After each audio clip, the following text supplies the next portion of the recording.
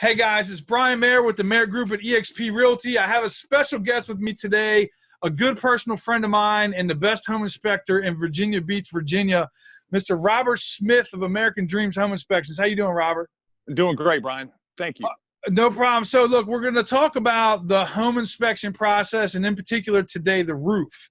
So just to give you a little bit of context, during the home inspection process, buyers are petrified of repairs that are going to cost more money than they have in the bank, which is a lot of things. And one of the biggest ones is the roof. And sellers are petrified that the buyer is going to nitpick them, or they're going to get a bunch of stuff on a list that they have to do that they don't want to have to do, and they want to try to save some money. So if somebody is going to be getting a home inspection, Robert, what are some of the things a home inspector is going to look for when they're inspecting a roof? It's not just the shingles, right?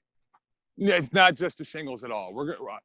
I'm actually on a roof right now. Let me show you all a few things that we do look for to help y'all go through this process.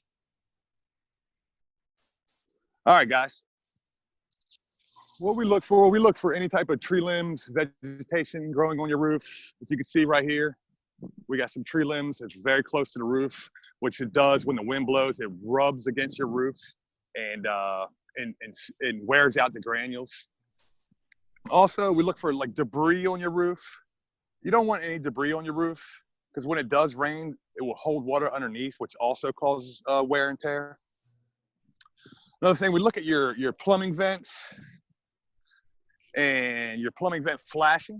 We make sure you have your sealants everywhere. We make sure you have your shingles over top of your flashing so all the water runs through. Because you want your sealant around here, up here, and underneath. So when it does, you get some wind-driven rain and stuff like that, it doesn't go inside your boot and drain water into your attic. Right.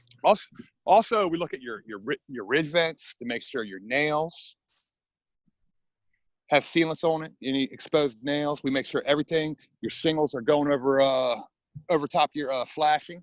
Any wear and tear, any granule loss on your roof. And another thing, we'll check your gutters. Dude, you are really close to the edge of the roof, man. Just to make sure you're yeah, we'll check your gutters just to make sure they're clean and have a lot of debris. You don't want a lot of debris in your gutters. Right.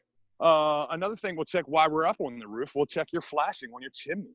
We'll make sure all your sealants around here are nice and good. Make sure all your nails that are exposed have sealants on it. We'll check your chimney cap. Make sure your mortar's not cracked. We'll check your rain cap, this one's damaged right now. So we're going to mark that up. Other than that, guys, that's the whole process we kind of go through. That's the whole process we kind of go through here. So the other thing you were telling me earlier, Robert, that one of the other best ways to inspect your roof is actually, in some cases, if you can, climb into your attic. You want to talk about that real quick? You can tell a lot about your roof just by going in the attic. You can look for discoloration in your plywood. Right. See if any real leaks are going on under there. You could check. You could check for any type of water damage inside your attic. Right. You could actually be so detailed and check the nails poking through from your shingles to see if there's any rust. So it shows you if there's any moisture problems in your attics. Right. So a lot of it, dude, to tell if your roof is a nice, strong roof is looking on the outside to check granule wear and tear, right, to check for debris, to check for your caulking's right. And a lot of it's also checking in the attic to see if there is any leaks. Is there rotten plywood? Is there rotten rafter joists? Right. And that's great information, Robert. And if somebody wants to get a hold of you, how do they reach you? You call me. My number is 757-822-3134. You can email me at robertamerican@americandreamshi.com, or you can visit my website, www.americandreamshi.com. Thank you, Robert. And this is Brian Mayer. If you guys want some more tips on selling your house for the most money or how to sell your house, check out my website, homesellingtips.net. Signing off. Make it a great day. Thank you, Robert. Thank you, Brian.